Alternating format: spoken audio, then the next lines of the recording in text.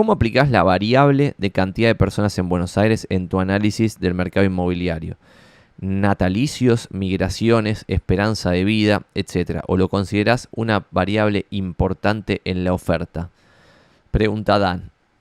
Eso no me fijaría. Al corredor inmobiliario no debiera interesarle. Sí debiera interesarle al demandante, si es sofisticado, un inversor.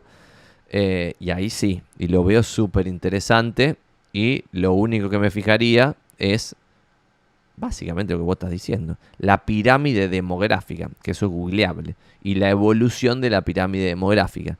Cosas que han hecho muchas personas, que yo las vi, me parecen muy copadas, es comparaban la evolución de la pirámide demográfica de Buenos Aires, cada uno lo puede hacer en su propia ciudad, viendo específicamente cómo está cada una de las ciudades, pero vos comparás la evolución de la pirámide demográfica en Buenos Aires con la evolución de la oferta de propiedades en Buenos Aires. Y lo que terminaba pasando ahí, que es medio sorprendente, pero no tan sorprendente, es que hace 10 años, ponele, se rompió esa dinámica con coherencia de decir, che, hay tantas familias en Buenos Aires, hay tantos adultos mayores, hay tantos niñitos, hay tanto no sé qué, hay tanto no sé qué, se necesitan, y después hay que ver si eso que se necesita se puede pagar, porque hay un concepto tremendo que es, en países pobres se da más, que hay déficit habitacional. Entonces vos podés analizar la pirámide demográfica, pero en realidad tendrés que después analizar una pirámide demográfica de gente que puede pagar cosas, ¿está bien? Y después estimar que en algún momento esa gente, por ejemplo, yo hablaba con uno de mis clientes más sofisticados que me decía, Santi, los barrios del sur de Capital Federal van a tarde o temprano tener un estallido en precio para arriba, especialmente el microcentro, Constitución, La Boca, barrios muy castigados históricamente que hoy están a precios que parecen ridículos.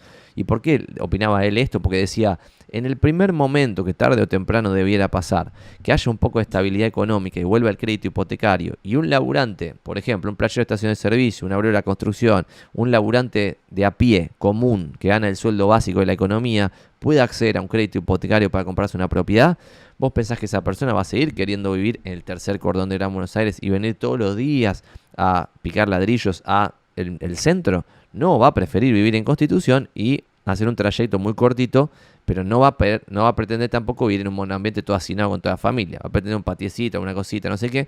Y eso va a sucederse si se accede a crédito hipotecario.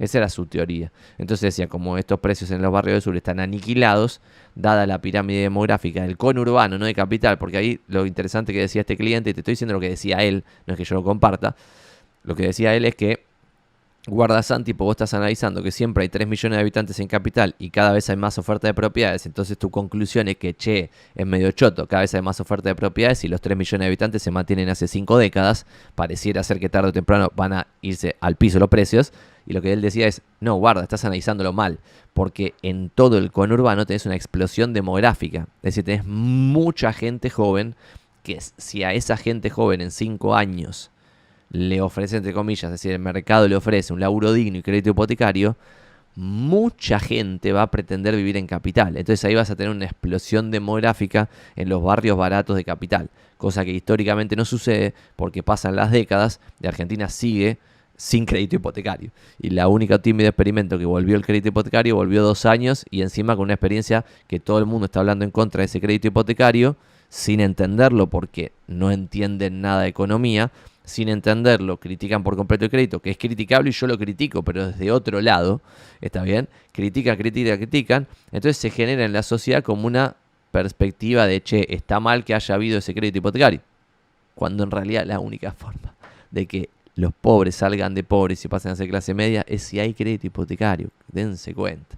Porque puede acumular capital una persona humilde. Sin crédito hipotecario, una persona humilde es muy difícil que acumule capital, especialmente en países bananeros como Argentina, donde la moneda se deprecia constantemente y es muy difícil refugiarse en cosas de valor.